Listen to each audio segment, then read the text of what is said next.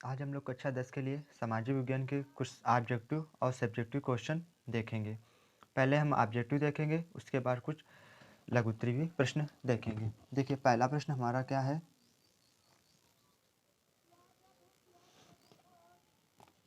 पहला प्रश्न हमारा क्या, महामंदी का प्रारंभ किस वर्ष हुआ था? तो महामंदी का प्रारंभ सन 1929 ईस्वी में हुआ था।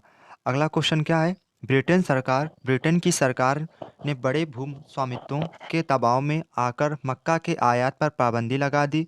जिस कानून के आयात पर यह पाबंदी लगाई गई उसे क्या कहा जाता है? तो इसका खाक पाठ हमारा सही है, कारण ला कहा जाता है। क्वेश्चन नंबर अगला देखिए, भारत में कितने प्रतिशत स्तनधारियों के लुप्त होने का खतरा है? तो 20%। अगला क्वेश्चन देखिए, देश के कुल भौगोलिक क्षेत्रफल का कितना प्रतिशत हिस्सा वनाच्छित है? तो 9 नंबर का हमारा ऑप्शन है जो खा 24.40%। अगला क्वेश्चन देखिए, संकटग्रस्त प्रजातियों की सूची में निम्न में से कौन सी संस्था तैयार करती है? तो IUCN। अगला क्वेश्चन, चिपको आंदोलन संबंधित है? तो चिपको आंदोलन वन संरक्षण से संबंधित है। क्वेश्चन नंबर अगला, भारत विश्व वृष्टि मात्रा का कितना प्रतिशत प्राप्त करता है? तो 4%। क्वेश्चन नंबर अगला,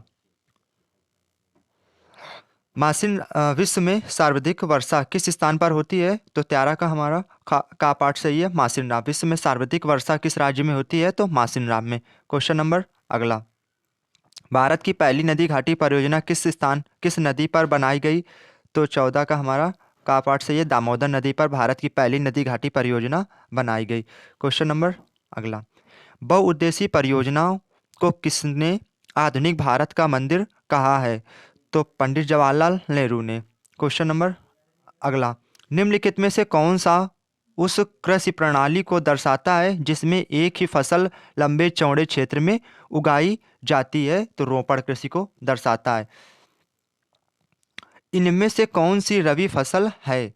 तो चना, जो काला चना है वह हमारी रबी फसल है। क्वेश्चन नंबर अगला, इनमें से कौन सी एक फलीदार फसल है? तो दालें जो हैं वो हमारी फलीदार फसल हैं।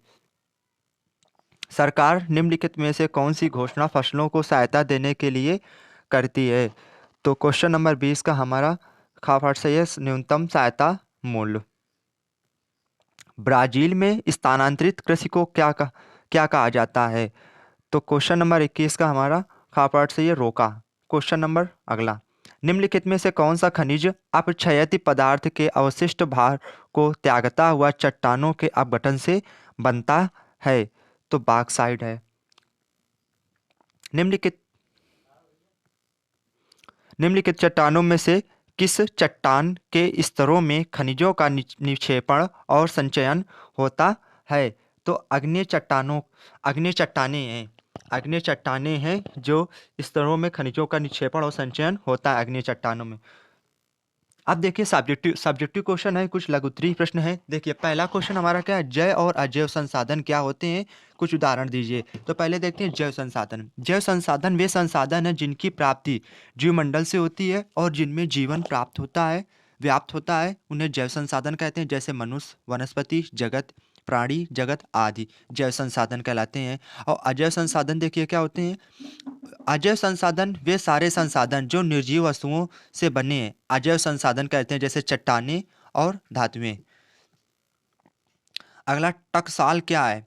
टकसाल हिमालयन यव नामक औषधीय फल पौधे की छाल, टहनियों तथा जड़ों से स्रावित होने वाला रासायनिक पदार्थ है। यह कैंसर के उपचार में सहायक होता है।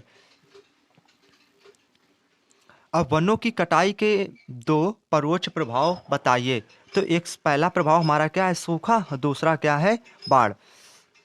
अगला क्वेश्चन देखिए, सरदार सरोवर बांध कहाँ और किस नदी पर बना है?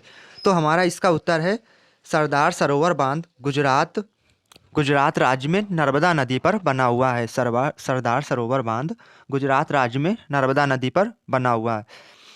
जीविका निर्वाह कृषि की दो विशेषताएं बताइए। तो देखिए जीविका निर्वाह कृषि की दो विशेषताएं निम्नलिखित हैं, वो क्या है देखिए। पहला क्या है, अधिक उत्पादन के लिए अधिक मात्रा में रासायनिक खाद और सिंचाई का प्रयोग करना। दूसरा क्या, भूमि का आकार छोटा होने के कारण भूमि पर कई कई फसलें उगाई जाती हैं। क्वेश्चन नंबर अगला देखिए, कोडरामा कोडरमा किस राज्य में स्थित है, यह किस खनिज से संबंधित है? तो देखिए, कोडरमा झारखंड राज्य में स्थित है, यह अभ्रक से संबंधित है, यह झारखंड में स्थित है और यह अभ्रक से संबंधित है। अगला क्वेश्चन हमारा क्या है, भारत के परमाणु संयंत्रों के नाम लिखिए। क्वेश्चन हमारा पूछ रहा है, भारत के परमाणु संयंत्रों के नाम लिखिए।